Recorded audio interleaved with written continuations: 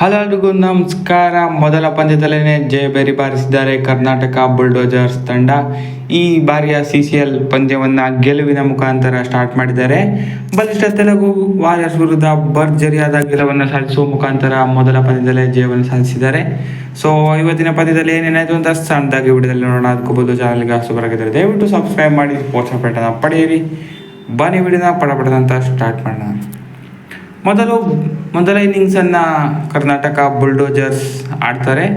ಮೊದಲ ಇನ್ನಿಂಗ್ಸ್ ಆಡಿದ ಕರ್ನಾಟಕ ಬುಲ್ಡೋಜರ್ಸ್ ಭರ್ಜರಿ ಮೊತ್ತವನ್ನು ಕಲೆ ಹಾಕಿದ್ರು ಅಂತಲೇ ಹೇಳ್ಬೋದು. ಸೊ ಇದಕ್ಕೆ ಪ್ರಮುಖ ಕಾರಣ ಅಂದರೆ ಡಾರ್ಲಿಂಗ್ ಕೃಷ್ಣ ಬೌಂಡ್ರಿ ಸಿಕ್ಸರ್ಗಳ ಸುರಿಮಳೆಗೈದ್ರು. 39 ಬಾಲ್ನಲ್ಲಿ 80 ರನ್ಗಳ ಬೃಹತ್ ಮೊತ್ತವನ್ನು ಕಲೆ ಹಾಕಿದ್ರು ಡಾರ್ಲಿಂಗ್ ಕೃಷ್ಣ. ಸೊ ಆಲ್ಮೋಸ್ಟ್ ಈ 90% ರನ್ನು ಡಾರ್ಲಿಂಗ್ ಕೃಷ್ಣ ಅವರೇ ಹೊಡೆದ್ರು. ಹಾಗೆಯೇ ಅರ್ಧ ಬಾಲ್ಸನ್ನು ಅವರೇ ಆಡಿದ್ದಾರೆ. ಸಖತ್ತಾಗಿರೋ ಇನ್ನಿಂಗ್ಸನ್ನು ಮೊದಲ ಇನ್ನಿಂಗ್ಸ್ನಲ್ಲಿ ಆಡಿದ್ರು ಡಾರ್ಲಿಂಗ್ ಕೃಷ್ಣ ಅವರು. ಸೊ ಇವರ ಬ್ಯಾಟಿಂಗ್ ನೆರವಿನಿಂದ 113 ರನ್ಗಳನ್ನು ಕಲೆ ಹಾಕ್ತಾರೆ ಕರ್ನಾಟಕ ಬುಲ್ಡೋಜರ್ಸ್ ತಂಡ ತಮ್ಮ ಮೊದಲನೇ ಇನ್ನಿಂಗ್ಸ್ನಲ್ಲಿ.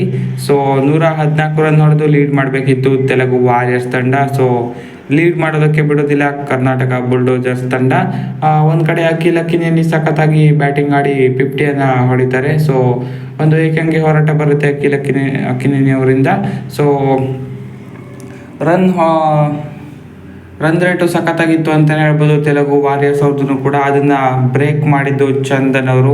ಸೊ 2 ಓವರ್ ಕೋಟಾದಲ್ಲಿ ಸಖತ್ತಾಗಿ ಬೌಲಿಂಗ್ ಸ್ಪೆಲ್ಲನ್ನು ಹಾಕ್ತಾರೆ ಚಂದನ್ ಅವರು. ಯಾಕಂದರೆ 2 ಓವರ್ನಲ್ಲಿ ಕೇವಲ 12 ರನ್ ನೀಡಿ 2 ವಿಕೆಟನ್ನು ಪಡೀತಾರೆ. ಸೊ ಇದರಿಂದ ತೆಲುಗು ವಾರಿಯರ್ಸ್ಗೆ ಲೀಡ್ ಮಾಡೋದಕ್ಕೆ ಸಾಧ್ಯವಾಗೋದಿಲ್ಲ ಮೊದಲ ಇನ್ನಿಂಗ್ಸ್ನಲ್ಲಿ. ಸೊ ಇದರೊಂದಿಗೆ ಸಖತ್ತಾಗಿರೋ ಎಫರ್ಟ್ ಬರುತ್ತೆ ಚಂದನ್ ಅವರಿಂದ. ಹಾಗೆಯೇ ಮಂಜುನಾಥ್ ಅವರು ಕೂಡ 2 ವಿಕೆಟನ್ನು ಪಡೀತಾರೆ. ಇದರೊಂದಿಗೆ ಮೊದಲ ಇನ್ನಿಂಗ್ಸ್ನಲ್ಲಿ ತೆಲುಗು ವಾರಿಯರ್ಸ್ ತಂಡ ಕೇವಲ 99 ರನ್ನನ್ನು ಹೊಡೆಯುತ್ತೆ. 15 ರನ್ಗಳ ಲೀಡನ್ನು ಪಡೀತಾರೆ ಕರ್ನಾಟಕ ಬುಲ್ಡೋಜರ್ಸ್ ತಂಡ. ಇನ್ನು ಸೆಕೆಂಡ್ ಇನ್ನಿಂಗ್ಸ್ ಬರ್ತಾರೆ ಕರ್ನಾಟಕ ಬುಲ್ಡೋಜರ್ಸ್ ತಂಡ. ಸಖತ್ತಾಗಿರೋ ಬ್ಯಾಟಿಂಗ್ ಎಫರ್ಟ್ ಬರುತ್ತೆ ಎಲ್ಲರಿಂದನೂ ಅಂತಲೇ ಹೇಳ್ಬೋದು. ಇನ್ಫ್ಯಾಕ್ಟ್ ಕಲೆಕ್ಟಿವ್ ಎಫರ್ಟ್ ಅಂತಲೇ ಹೇಳ್ಬೋದು ಸೆಕೆಂಡ್ ಇನ್ನಿಂಗ್ಸ್ನಲ್ಲಿ. ಸೊ ಚಂದನ್ ಅವರು ಕೂಡ ಒಂದು 10+ ರನ್ಸನ್ನು ಹೊಡೆದ್ರೆ ಸುದೀಪ್ ಅವರು ಕೂಡ 13-14 ಹೊಡಿತಾರೆ. ಸೊ ಅದಾದ ಬಳಿಕ ರಾಜೀವ್ ಮತ್ತು ಕರಣ್ ಅವರ ಬೆಂಕಿ ಪಾರ್ಟ್ನರ್ಶಿಪ್ಪಿಂದ ಕರ್ನಾಟಕ ಈ ಮ್ಯಾಚ್ನಲ್ಲಿ ಮೇಲುಗೈಗೆ ಬಂತು ಅಂತಲೇ ಹೇಳ್ಬೋದು, ಮೇಲುಗೈ ಸಾಧಿಸ್ತು ಅಂತಲೇ ಹೇಳ್ಬೋದು. ಯಾಕಂದರೆ ಕರಣ್ ಮತ್ತು ರಾಜೀವ್ ಅವರ ಅರ್ಧಶತಕದ ಜೊತೆ ಆಟ ಬರುತ್ತೆ. 50+ ಪಾರ್ಟ್ನರ್ಶಿಪ್ಪು, ಅದು ಕೂಡ ಸಿಕ್ಕಾಪಟ್ಟೆ ಬೇಗ ಬರುತ್ತೆ. ಬೌಂಡ್ರಿ ಸಿಕ್ಸರ್ಗಳ ಸುರಿಮಳೆ ಗೈತಾರೆ ಅಂತಲೇ ಹೇಳ್ಬೋದು.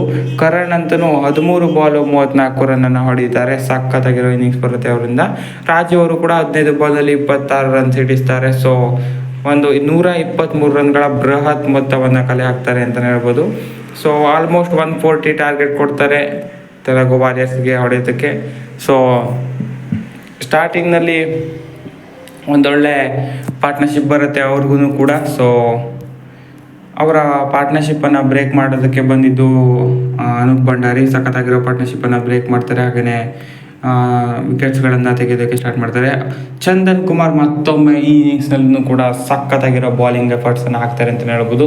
ಮೊದಲು ಬಾಲಿಂಗ್ನಲ್ಲಿ ಚಂದನ್ ಅವರು ರನ್ಸ್ಗಳನ್ನು ಕಟ್ಟಾಕಿದರೆ ಕೊನೆಯಲ್ಲಿ ಗೋಲ್ಡನ್ ಸ್ಟಾರ್ ಗಣೇಶ್ ಅವರು ಬಂದು 4 ವಿಕೆಟನ್ನು ಪಡಿತಾರೆ.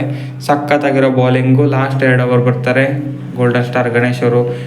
2 ಓವರ್ನಲ್ಲಿ ಕೇವಲ 5 ರನ್ ನೀಡಿ 4 ವಿಕೆಟನ್ನು ಪಡೀತಾರೆ. ಸೊ ಸಖತ್ತಾಗಿರೋ ಬಾಲಿಂಗ್ ಎಫರ್ಟ್ ಬರುತ್ತೆ ಗೋಲ್ಡನ್ ಸ್ಟಾರ್ ಗಣೇಶ್ ಅವರಿಂದನೂ ಕೂಡ.